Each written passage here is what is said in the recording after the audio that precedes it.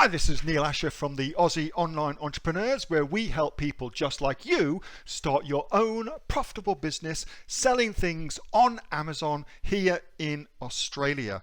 We are the fastest growing community of professional Amazon sellers here in Australia, with over 2,000 larrikins and iconoclasts and fun-loving folks just like you who love having a beer, love having a glass of wine, love having a good yarn, also while making great money selling things on Amazon. With over $50 million in sales and growing.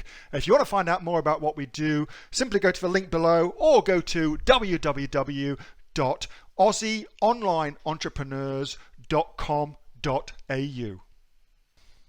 Kate Ingham is a lady from Bowral in New South Wales. Her own Amazon business made $60,000 in December, and I've asked her to come on to this particular video and show you her awesome strategy for ascertaining and finding out and testing products to put on Amazon with very, very low cost and very high reward.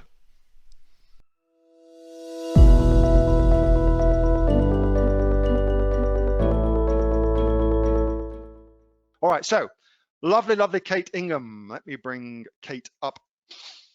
Let me come and find you, Kate.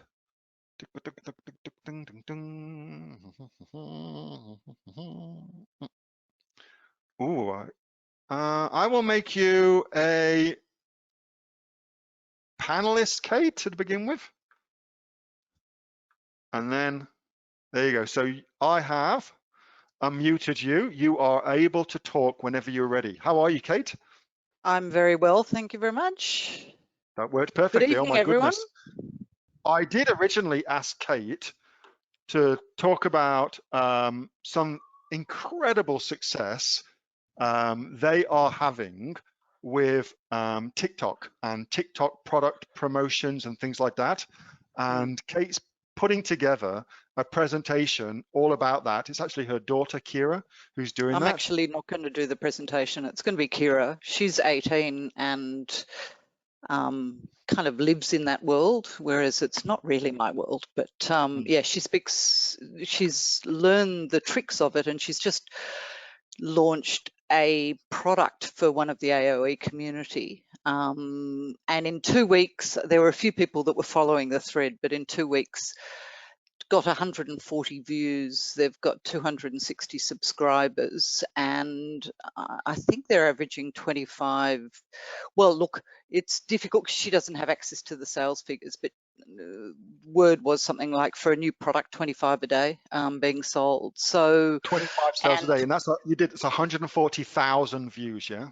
That's right, and people were starting to review the product, so it was from a dead stop start. Nobody had, it was a completely new product, so it was a quick way of launching to get something up in the lead up to Valentine's Day. So yeah, it's been interesting watching that, and she's now working with another AOE member who's got dog-related products. So over the weekend, she was shooting images and TikToks with our new dog. So yeah, it's so we'll see how that one goes as well. So it'd be quite good for her to talk about it, because she's been, I've seen her get the trending going and how she's doing that, and how she sees products working in something which is ostensibly an entertainment platform. So guys, would you like to see how Kira has put together this TikTok in such a way that it creates 20, 25 sales a day for a product? Are you guys interested in getting Kira on to see that? It's a whole new world. It's a whole new world. Yeah, and she kind of lives in that world and knows about the world, and there's not many people that are exploring that space. And she's working with a guy that similarly they met on TikTok, so it's so yeah, and he's got something like 250,000 followers himself. So yeah, they're 18 and 19 between them. Yeah. Insane. All right, so we'll get Kate to organise that with Kira. We'll get Kira on for sure. So what were you going to talk about tonight, Kate? Okay, well, look, some time ago you were talking about, testing products, and that was one thing that we did last year. It was about this time in the lead up to, well, the next kind of big event was Mother's Day. Mm. So Susie, my business partner, and I did some broad term searching on merchant words, basically looking at lists and kind of going, okay, where are the opportunities? And we had a few categories that we were broadly looking at. And we got a couple of products from AliExpress, and we got a couple of products from Alibaba. One we did a box of 30, one we did a box of 20. The other we just did 2 or 3 because we were a bit uncertain about them. So we got the 4 products turning up, and 2 of them we decided against. The third, which was a beautifully packaged, perfect thing for Mother's Day, but I tried it and thought, this is actually a really weird product, and I didn't feel comfortable about selling it on Amazon just from a review perspective, and just reputational sort of side of things. But we did put it on eBay, and it sold like hotcakes. It was Okay. really annoying because we thought, it would have been a really good product to run with, but I just didn't feel right about it. And the main one that we did was a product that I see a lot of people doing this. They talk solely about the product. What we did was identify this product and then put it into a completely different niche, which we knew had really serious keywords. And our product really complemented that niche really well. So that product has just sold itself. We've kind of, it's in the Australian market. We've keyword optimized it. We do run a basic PPC, but we haven't done much driving traffic to that particular product. And it's worked really well because we have positioned it completely differently than our competitors. And that product we've taken just recently to the US just to see again if by doing this odd marketing strategy whether it will work. Because the product is quite competitive. It's a technology product. It's a bit me too. We've literally put a brand on it. It's a box from the manufacturers. There's nothing that we've done that's different about the product. What we've done is completely reposition it marketing wise, and that's worked in Australia. It will be interesting to see if it works in America. But we started out with a box of 30 of these things to see if they would work, and it was just straight out of I think it was straight out of AliExpress that we got them. So it's a very low cost way to test some product. We did a combination of using some of the manufacturer's images, threw them into Canva, tweaked them up and did an AOE zoosh to them, added some lifestyle, that was us, and, didn't overinvest, wrote the, we definitely really analyzed the keywords and commissioned the copy so that people could find it. But we didn't overinvest in it because we were testing the marketplace with these products. So it was just, 10 to 30. Yeah. I was going to say, so once you've got the actual, okay, well, here's my idea. I'm going to put it to a test. I'm going to buy 10 to 30 of them, and then it goes well. Are you then moving to private label? What's your kind of follow-up strategy on the back end? Well, of that one, it comes in, but it's a fairly basic technology product. So there's not a huge amount we can do with it other than reposition it the way we have. Can we bundle it with something?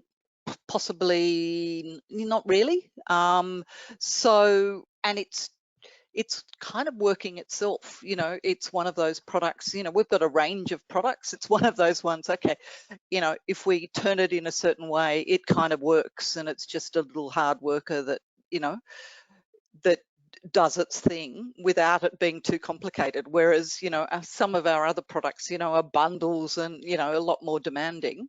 It's nice to have one or two quite easy products that the manufacturer can just put our label on and we can do the thing. Yeah, but straight up, we got a sale of 20. So it was a school that, bought 20 of them. So we gave them a discount. So yeah, it's been interesting to see how that is. And look, just this morning, I did a review of somebody's listing. And again, all the back ends were about the product. They weren't about the positioning of the product. So that was kind of, I just got them to re-look at that, because we get so focused and obsessed about our product.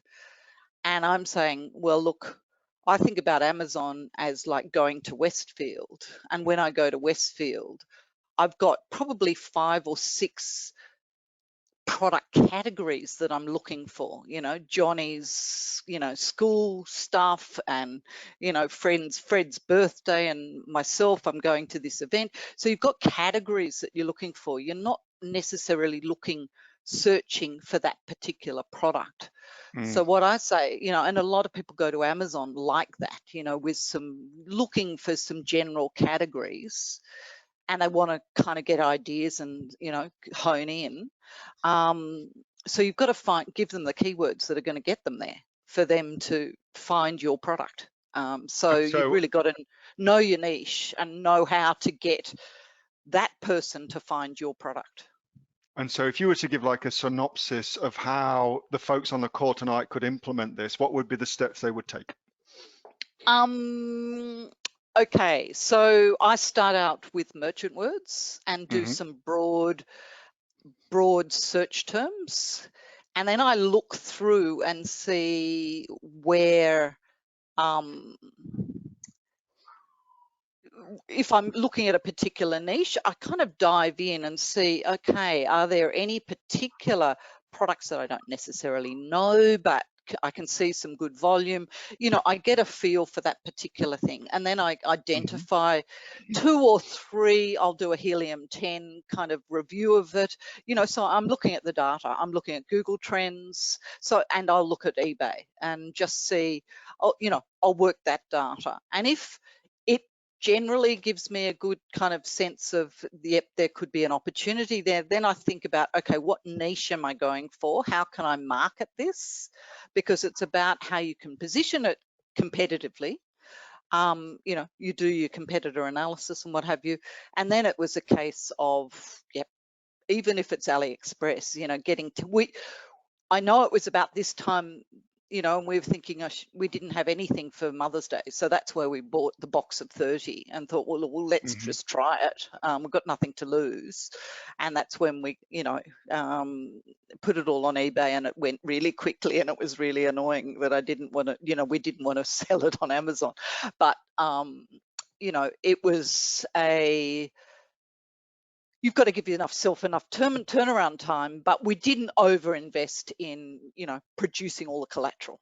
It was a case of testing it. And then, of course, once you make the decision, then you upgrade. Then you do A+, A+ content, you do really good images, and, you build your listing more substantially. But in that initial one, a combination of the images that we had done, and combined with the technical information that you get from the manufacturers, so those infographics that you can often use, we use a combination of them, and just thought we're going to test it, see if there's interest.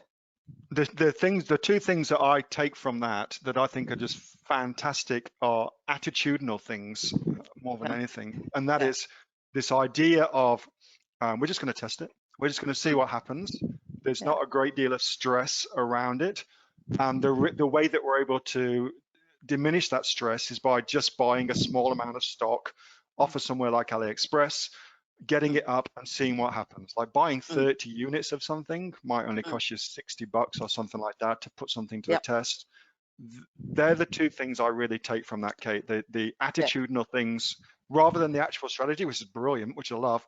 But I think the attitude for people who are kind of sitting on the fence is really where it's at. I think that's great.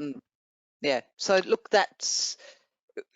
I was thinking that this is what I'll be advising to some of my clients. So I wanted to put myself through that process. I mean, that was part of the exercise, is if I'm going to be recommending it, I should really go through it myself.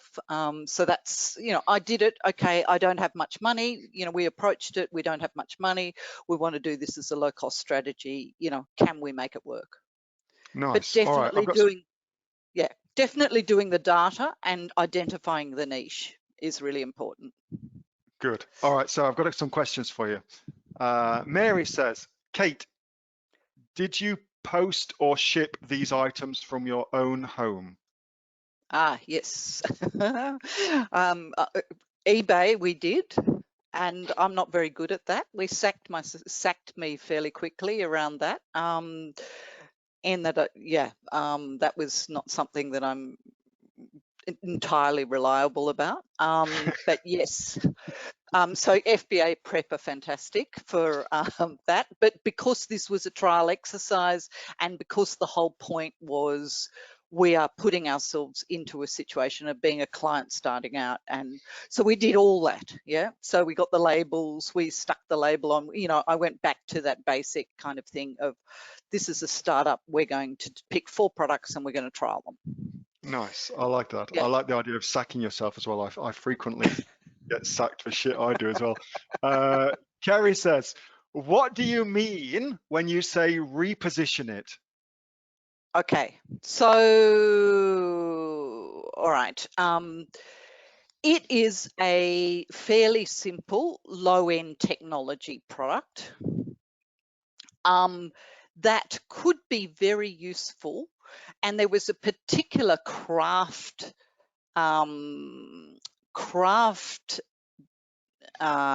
activity that I knew had massive numbers on it.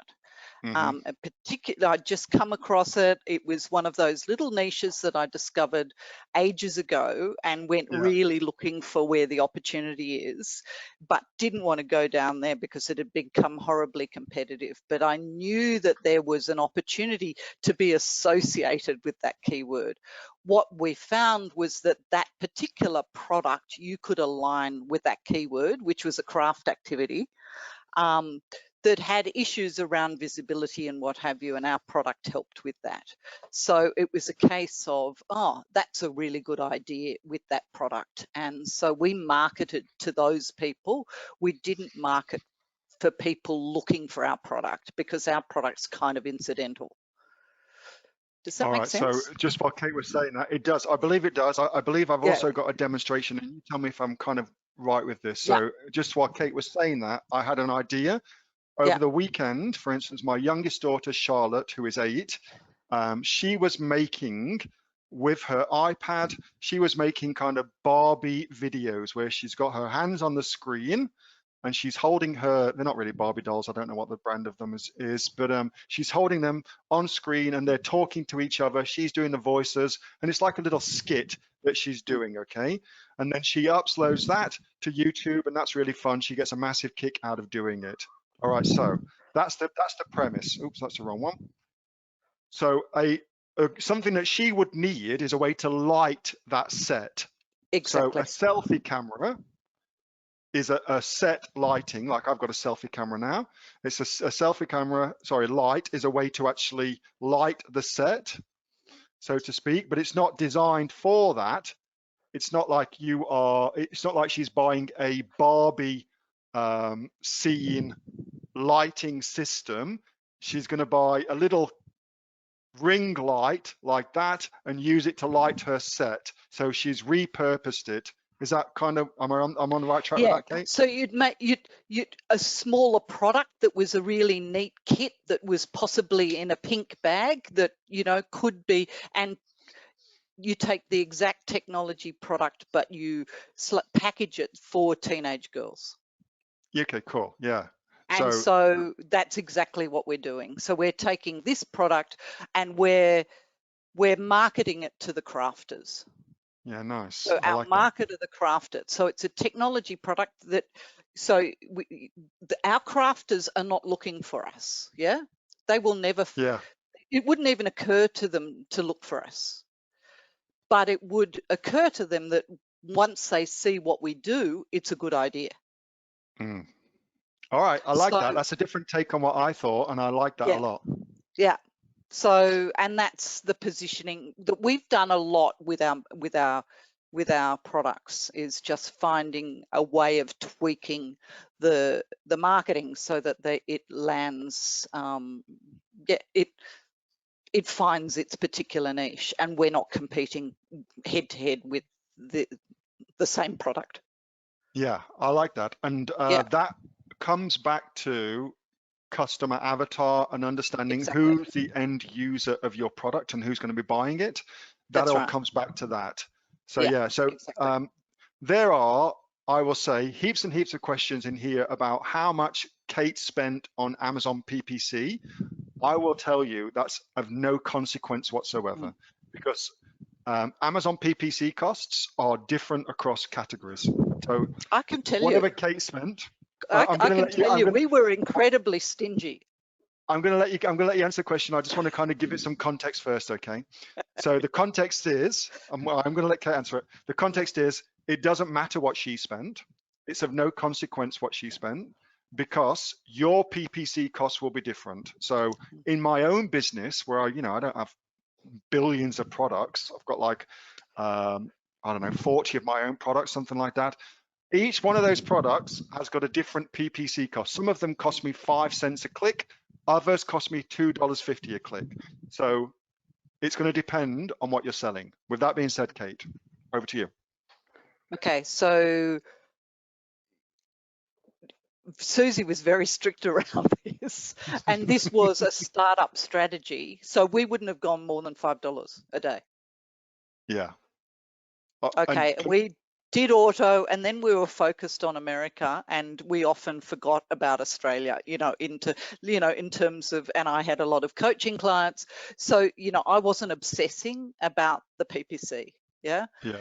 This was just one of those products that we found the stream where the customer thought that's a good idea, which is what our thinking was when we set it up. Back end keywords, we made sure that all those crafting activities were in the back end keywords, and that was really important. It's More worth so saying than as a well. description of the product. Yeah, sorry to keep interrupting you, Kate. I'm a pain, aren't I? It's worth saying as well that by doing what Kate has suggested you try, you will actually pay less PPC costs. You will pay less marketing costs, because most people are going after this is a selfie light or a ring light. Yeah. If you look at the PPC costs on Amazon for that, it would be extraordinary, because you've got so many competitors. But if you're looking for a Barbie set light, I don't know what the hell you'd search for. Yeah, look, you'd do it into little pink case, yeah, and you'd have a smaller version, because you don't want it too big in the bedroom. And you'd call it, you couldn't use the name Barbie, but you'd tween it up in terms of, production studio, and make it so that it's kind of cute, and have it in a pink case, and it's the perfect, YouTube production kit for a 12-year-old. There you go. Kate's very good at this, as you can tell. The PPC cost for that would be minuscule compared to that. Yeah. Yeah. I wouldn't even try against that. But no. That kit, and targeting the grandmothers and the mothers who are buying presents for 12 to 15-year-olds, bang. Yeah. You've got that's where it's at. Yeah. Everybody get that? It's a really cool strategy what Kate's just laid out to you. I mean, it's such a smart way of thinking about this. Really kind of creative way of considering it as well. So, yeah, Kate, massive thanks. When can we get Kira on the call? Oh, next week. All right, easy. That's TikTok great. Next so there week. You go. We'll do TikTok next week. All right. So make sure you're on the call for that. I'm gonna mute you now, Kate. But again, huge thanks for doing this. Thanks, everyone. All righty. How cool is that? That's actually my daughter spent most of the weekend doing these videos for, it's a shame that I got that up, where she basically just uses her dolls to act something out. I would buy that for my, like if I saw that now, I would definitely buy that for my daughter, just based on the fact that, you know, I saw her doing it all weekend and I thought, oh, if she had some lighting, it would be even better. And she could kind of get into it. And, you know, you want them to experiment and play. Really great idea that Kate's just put forward. If you liked that video, that was actually taken from one of my regular Monday night question and answer sessions where we have a heap of fun with the members of the Aussie Online Entrepreneurs. And as you've seen, I'm live on a call answering their questions for them live and direct. If you'd like to find out more about getting some help building your Amazon business too, come and check us out with the Aussie Online Entrepreneurs .com.au, and you can join the fastest growing community of e-commerce entrepreneurs this side of the Billabong, and you'll have a heap of fun too. Until then, bye.